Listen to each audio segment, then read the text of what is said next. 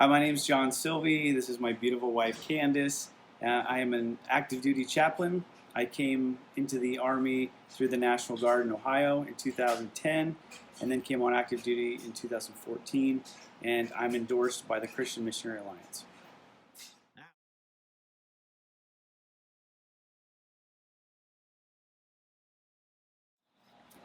So in 2009, Candace and I were attending a conference for the Christian Missionary Alliance, a national council, and we had done that every year prior to that. But this year in particular, they highlighted a lot of military chaplains, and that was something I'd not really thought about and given much interest to. If you would have asked anybody in my high school growing up who was least likely to go into the Army or the military, I would probably have gotten that vote. And yet, there had been a couple times where we had talked about me going to seminary and how would we pay for it. I'm a youth pastor. I don't know if I can afford this. And the idea of maybe the military came up, but we always laughed it off like, yeah, that's crazy. You could never do that. That doesn't sound like me at all. Well, 2009, I'd been in ministry for a little over 9 years, and I really felt this call, this burden, I'd call it, from God. And it wasn't a burden in a negative sense. It was a desire to suddenly do something that I'd never really felt like I wanted to do before. And I had a very deep compassion and interest in military families and helping soldiers. And I couldn't really explain it. And it was very odd. And Candace was very confused by it, probably as much as I was. And it became really a point of contention for us because it just felt like it was out of nowhere. And as we talked about it, we came to the realization in not that long a time, probably a day, a couple days, a week, that it was God really calling me to join the military. And that was going to be me enrolling in full-time seminary. That was going to be me going back to my church and asking them to support me joining. That was going to be me getting into the Army and going through all the paperwork and passing all the medical tests. So it seemed like kind of a huge obstacle and mountain, and yet somehow we believed we were supposed to obey and follow that direction and see what God did. So in 2009, we pursued that call, came back, started seminary full-time. The church, this is the short version, the church agreed to allow me to do this. I actually had kind of a wall come up where I would need a medical waiver for my vision, and we prayed about it, and the Lord provided me access to have that waiver. So we pursued it, got school started, and for 3.5 years, I worked through seminary, was drilling and learning as a chaplain candidate, and we were continuing ministry in the church that I had served in. Toward the end of 2013, I'd really felt like God was leading us to something new, and I didn't know what that meant.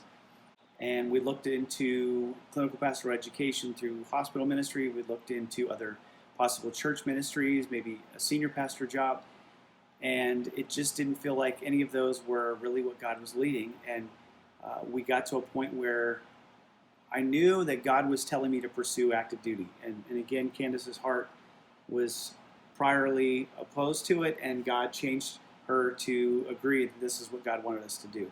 So we started that journey. I told the church I would be leaving. I didn't have anywhere I was going. I didn't know what I was doing, other than I felt like that was what I was supposed to do. And I had called a recruiter and asked them if I could come on active duty. I just accessioned in May of that year as a full chaplain coming off the candidate program. And they told me, you're probably going to have to wait a whole year. And so we were like, okay.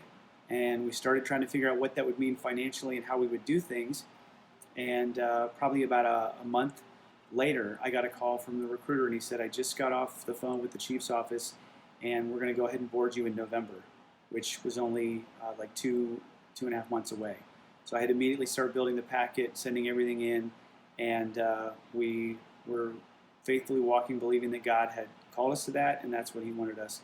And in that month, we got a call that I had been selected, and we were confirmed that God was opening that door, and we walked through it.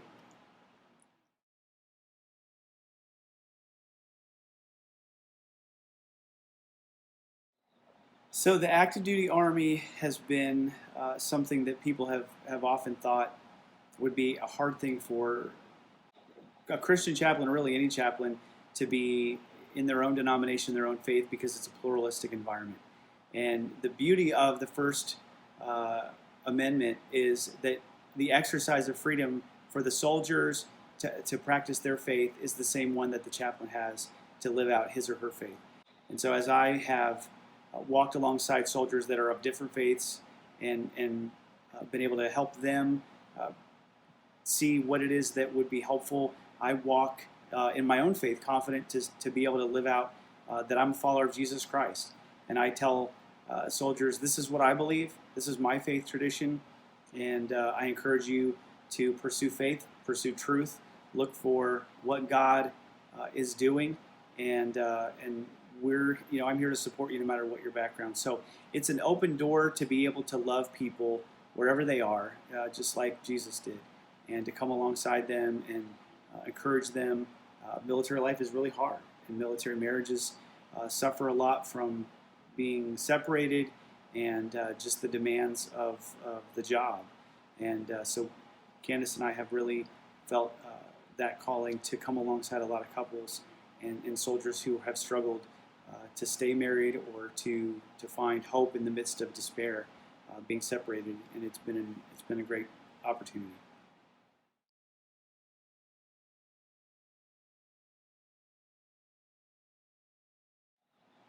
The opportunities that I've had in the Army are not always things that I would have ever pictured myself doing, or things that I would have said this would be a great fit for me. I'm not a gym rat.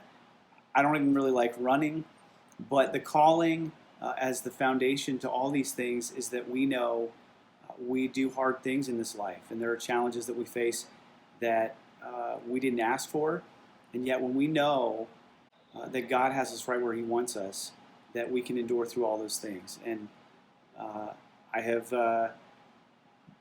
passed the PT test, and I have overcome things that had to do that the Army, gives you the opportunity to do. I'm in an aviation unit right now, which I'm not really big on flying, so God puts you in places that, again, you wouldn't maybe picture yourself being, but He's always enabled us to do the ministry and to sustain us through whatever it is that comes our way.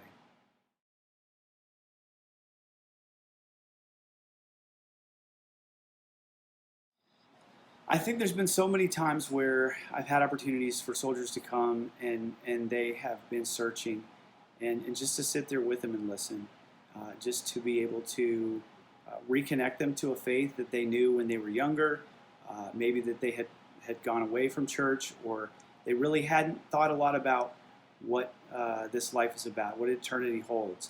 And being able to process with somebody who gives them 100% confidentiality, that gives them assurance that we're there to support them and love them no matter what they're thinking or feeling. It's a hard culture. It is a very fast-moving culture, and yet they're humans, and they're people that are looking for hope. They're looking for answers to these bigger questions. So I think every time I sit down with a soldier or a soldier and a spouse and have the opportunity just to show the love of Jesus and to be a listening ear, to walk with them through whatever they're facing, whether it's a deployment or the effects of being away from their family for so long, or facing a miscarriage or death in the family, or they're just homesick, depending on their age and how long they've been in. All those times, God has given me the words and the compassion to connect with them.